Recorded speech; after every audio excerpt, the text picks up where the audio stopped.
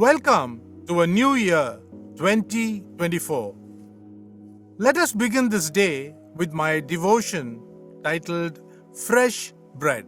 Come with me to the letter written to the Hebrews, chapter 11, verse 27. Let me read that portion of scripture to you. By faith, he forsook Egypt, not fearing the wrath of the king, for he endured as seeing him who is invisible. Here the writer is talking about Moses. Did you notice what the author of this letter writes? He declares that Moses just never left Egypt, but he forsook it. He deliberately took a bold step to turn away from the lifestyle in Pharaoh's palace in Egypt. To do that, one needs faith in God, to forsake the fleeting but highest forms of pleasure and stand with God. Egypt offered the world to Moses, and it should have required gargantuan faith in the God of the unseen and shun the greatest legacy that existed in his day. In the same chapter, the writer says that he refused to call himself the son of Pharaoh's daughter. Read Hebrews chapter 11 verse 24.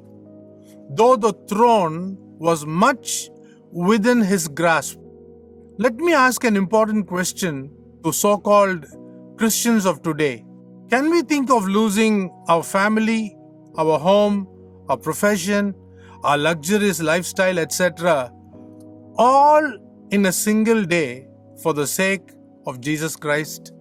People mock me as a pastor every time I quote the words of Jesus Christ in Luke chapter 14 verse 26.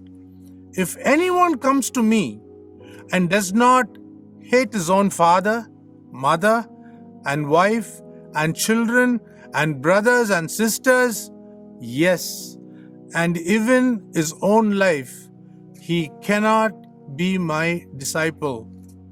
I'm not teaching you to hate your family, but God says, put me number one always.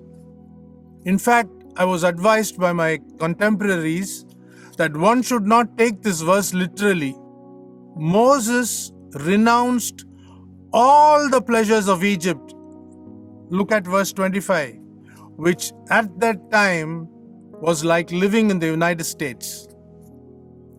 After he put his trust in the unseen God, Yahweh, the world could not attract him anymore. He rejected the treasures in Egypt, verse 26, and ran away to the wilderness to become a shepherd over four-legged sheep.